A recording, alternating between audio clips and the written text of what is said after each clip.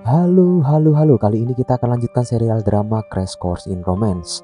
Di episode sebelumnya diceritakan bahwa Hang Sun semakin curiga dengan perilaku Ji Dong Hee saat melihatnya membuang makanan yang diberikan untuk Chiol. Namun Chiol masih menganggap hal itu sebuah kesalahpahaman.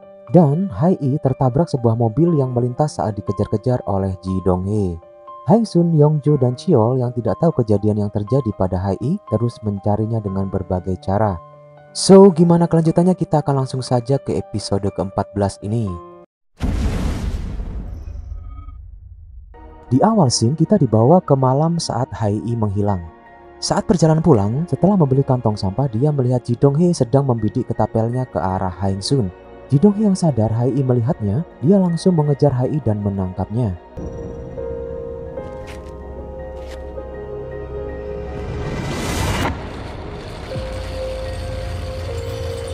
Ji Dong Hee mengikat kaki tangan dan menyekap mulut Hai I dengan lakban.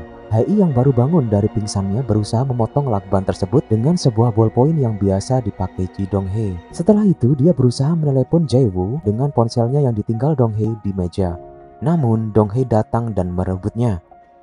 Hai I sempat mendorong Dong Hee dan berusaha kabur. Namun Ji Dong Hee mengejarnya. Di saat itulah dia ditabrak oleh sebuah mobil yang melintas.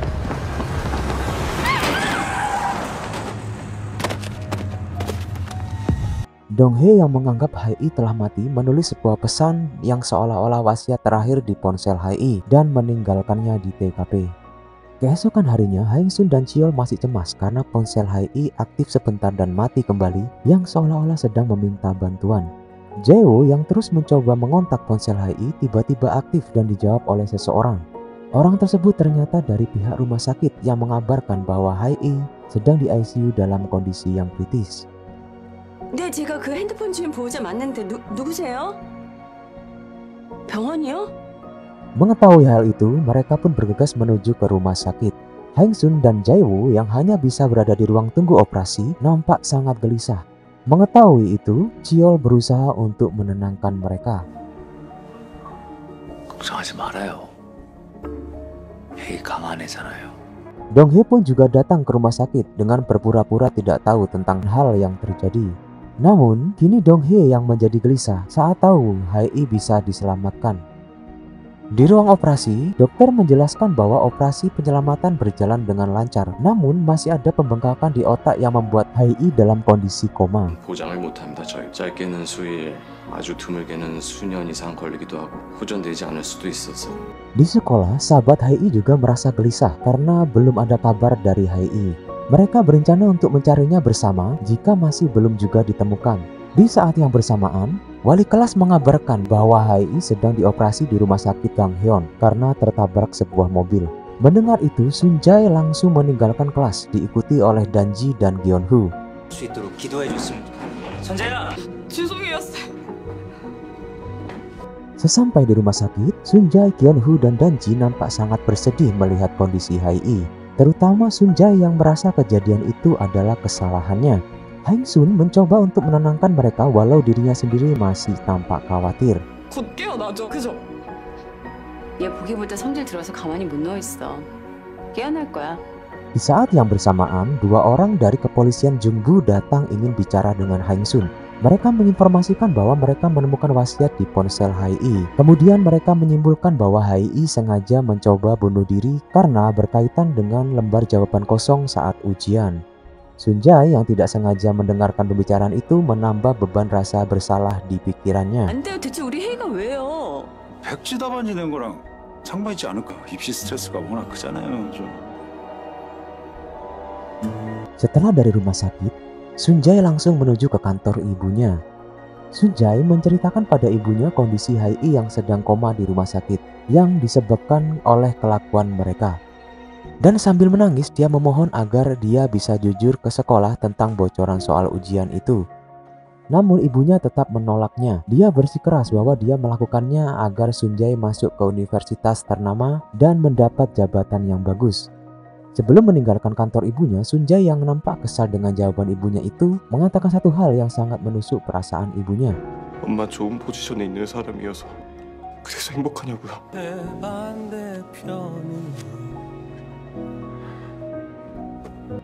Di scene selanjutnya, Dong-hee kembali ke rumah sakit untuk memberikan peralatan menginap kepada Cheol. Dia juga mengingatkan Cheol tentang rencana perkemahan matematika yang akan diadakan oleh akademi. Karena kondisi yang tidak memungkinkan, Cheol menyuruh Dong-hee berbicara dengan direktur untuk menunda atau dibatalkan. Namun setelah Cheol pergi, Dong-hee yang ditanya direktur akademi malah menjawab bahwa perkemahan matematika akan tetap diadakan sesuai rencana. 일정을 좀 미루던가 취소할 수 있으면 취소하자. 학원이랑 그렇게 얘기해줘. 네 원장님. 수학 캠프는 원래대로 진행하실 겁니다. Di waktu yang sama, Haeng-sun yang sedang menemani Hae-i di kamar menemukan tanda merah yang tidak bisa menghilang di telapak tangan Hae-i yang membuat dia menjadi curiga. 이게 뭐야?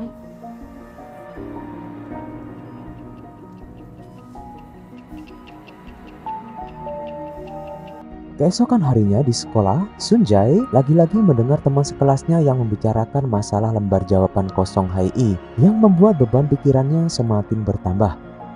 Kemudian dia beranjak menuju lantai atas sekolah dan mencoba untuk bunuh diri. Beruntung Geon-woo yang mengetahuinya berhasil mencegah Sun-jae untuk melakukan bunuh diri walau mereka sempat baku hantam. 정신 차리라고.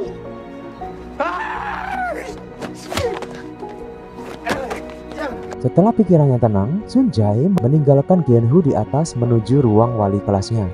Dia memberanikan diri untuk jujur mengenai bocoran soal itu. 왜? 저기 드릴 말씀이 있어서. Di rumah sakit, Haeng-sun kembali menemui dua polisi tersebut.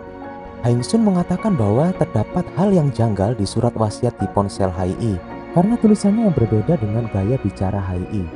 Dan ada tanda aneh di telapak tangan Hae-i. Haeng-sun meminta kepada kedua polisi tersebut untuk menyelidiki kembali kasus Hae-i ini. Namun kedua polisi itu malah menuduh Haeng-sun menganiaya Hae-i karena Haeng-sun sering menyuruh-nyuruhnya. Beruntung Cheol datang membantu Haeng-sun. 오이든 육이든 상관없으니까 수사만 다시 해주세요. 극단적 사태 아닌 것 같아요, 우리 회의. Di kamar, Haeng-sun juga menunjukkan tanda aneh di tangan Hae-i kepada Cheol. Dan Haeng-sun juga bercerita pada Cheol bahwa dia merasa sangat aneh dan janggal dengan kejadian yang menimpa Hae-i karena ini di luar kebiasaannya. 쓰레기 봉투 선 다음에 없어진 거, 남의 동네 사고 난 거, 회의 말투 아니면 문자. 모조리 다 이상해요. Di saat yang bersamaan, Direktur Kang menelepon Cheol. Dia minta izin Cheol untuk menambah peserta di perkemahan matematika. Cheol sedikit terkejut karena dia sudah meminta untuk mengundurkan acara itu. Namun, Direktur Kang tidak pernah mendengar dari Dong-hee kalau Cheol meminta untuk mengundurkan acara perkemahan matematika itu. Dan sekarang sudah terlambat karena jadwal acaranya sudah diumumkan oleh pihak akademi. 수학 캠프를 딜레이하자고? 지 실장한테 아무 얘기 못 들으셨어요? 나는 금시초문인데? 근데 벌써 늦었지. 오늘 공고까지 나갔는데. Setelah itu, Cheol langsung menemui Dong-hee. Dia marah kepada Dong-hee karena membohongi dan mengendalikan dirinya sesuai dengan keinginan Dong-hee. Dong-hee berkilah bahwa dia melakukan hal itu demi kepentingan Cheol karena jika menunda acara itu kredibilitas Cheol yang sudah dibangunnya menjadi turun dan namanya juga akan menjadi rusak. Dan Dong-hee juga menambahkan bahwa semenjak berhubungan dengan Haeng-sun, kehidupan Cheol menjadi goyah dan tidak seperti yang dulu lagi. 님 이런 분 아니셨어요. 주치를 밤새도 휴가 한 번 없이 다음 스케줄 누구보다 공사 구분 확실하고 사생활로 업무 지장 그런 거 어림도 없는 분이셨다고요. 근데 남행선 씨 때문에 자꾸만 예외 상황만. Cheol dengan keras membantahnya karena yang dilakukan bukan karena goyah, tapi dia menginginkan perubahan di dalam hidupnya. 자는 둥 마는 둥 눈 붙이고 기어 나와 다시 반복하고 또 반복하고 그런 내가 나다운 거고 그런 내가 그립다고 난. Dan Cheol mengatakan pada Dong-hee bahwa Haeng-sun dan keluarganya kini sama pentingnya dengan pekerjaannya. Mendengar jawaban Cheol itu, Dong-hee yang emosi sempat keceplosan saat berbicara. Dan akhirnya Dong-hee dipecat dari kantor Cheol. 그런 뜻이 아니라 내가 너에 대해서 모르는 게 많았나 보다. 네가 그런 생각을 갖고 있다면 더 이상 같이 못 갈 것 같다. Tepat setelah itu, Detektif Song dan Detektif Bai menyuruh Cheol datang ke kantor polisi. Mereka mencurigai Cheol sebagai tersangka karena kejadian-kejadian baik yang di toko Haeng-sun, kematian Yong-min, dan Il-sang itu sangat berhubungan dengan Cheol. Mereka juga sempat memeriksa jari telunjuk Cheol karena saksi pembunuhan mengatakan bahwa ada kapalan di jari telunjuknya. Namun hal itu tidak ditemukan di jari Cheol. 하시는 겁니까? 범인 오른쪽 검지 두 번째만 있지만 아주 딱딱한 굳은 살이 있었다. Di scene selanjutnya, Dong-hye yang kesal dengan Chio merobek semua foto Chio yang ditempel di dinding apartemennya. Kemudian dia melihat tulisan terakhir di buku diari kakaknya, sebuah tulisan yang menjadi dasar kenapa dia mau melakukan semua hal demi Chio. 내게 유일한 어른인 나도 그렇게 생각했어, 누나. 그래서 지켜주고 싶었어. 우리가 믿는 유일한. Dan scene pun dibawa kembali kepada ingatan Ji Dong-hye atau sebut saja Jong Seon-hyun saat masih kecil. Di mana sebelum kakaknya Soo-hyun bunuh diri, dia dimarahin habis-habisan oleh ibunya karena melaporkan tentang bocoran soal ujian kepada sekolah. 누나! Setelah kematian kakaknya, kini giliran Seon-hyun yang dipus habis-habisan oleh ibunya untuk belajar agar masuk universitas yang ternama. Dan di saat ada kesempatan, Seon-hyun yang kesal dengan perilaku ibunya kepada dirinya, akhirnya mendorong ibunya jatuh dari apartemen dan meninggal.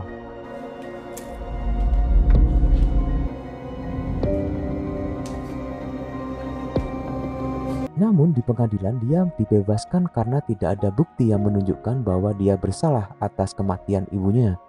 3 tahun setelah itu dia membayar seseorang untuk mengubah identitasnya agar dia dapat mendekati orang yang sangat dihormati dan dipercaya oleh dia dan kakaknya, yakni Chio. 모시게 돼서 영광입니다. 모시긴 무슨 내가 조상도 아니고.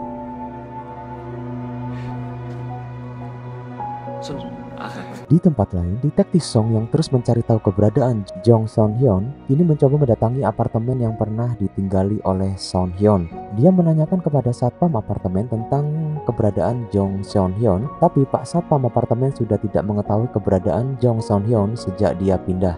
Satpam apartemen itu juga bersyukur Song-hyun pindah dari apartemen ini karena warga sekitar apartemen yang selalu mengeluh karena Song-hyun selalu menembakkan bola logam. 조금 먹은 어쨌든 그런 게 사라져서 다행이다 그랬어. 허구날 쇠구슬을 사대서 내가 얼마나 고생했. 쇠구슬이요? Di sekolah, para siswa menjadi gempar setelah melihat pengumuman yang ditempel di papan pengumuman sekolah tentang perubahan peringkat ujian yang menunjukkan Sunjae tidak lagi di peringkat 1. Dan ibu Sunjae juga dipanggil ke sekolah untuk diklarifikasi. 야 그럼 불미스러운 일이 이선재랑 관련이 있다는 거네? 혼내는 거 아니야? Di akhir scenes, Jiol yang baru menyadari adanya persamaan warna ballpoint yang dipakai oleh Dong-hye dengan tanda yang ada di telapak tangan Hae membuat dia semakin curiga tentang jati diri Dong-hye. 혜선 씨가 동희에 대해서 말했을 때 솔직히 좀 오해가 있을 거라고 생각했는데 사실 나도 모르겠어요. 동희가 어떤 놈인지. Namun saat dia pulang ke rumahnya, tiba-tiba Dong-hye datang ke hadapannya.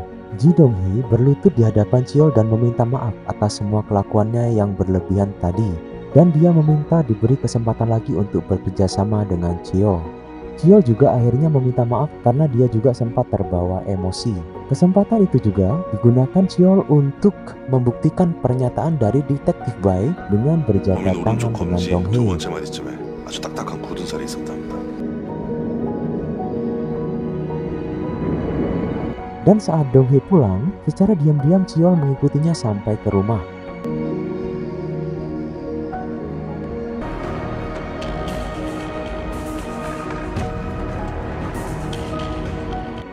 Dan itulah akhir dari episode ini.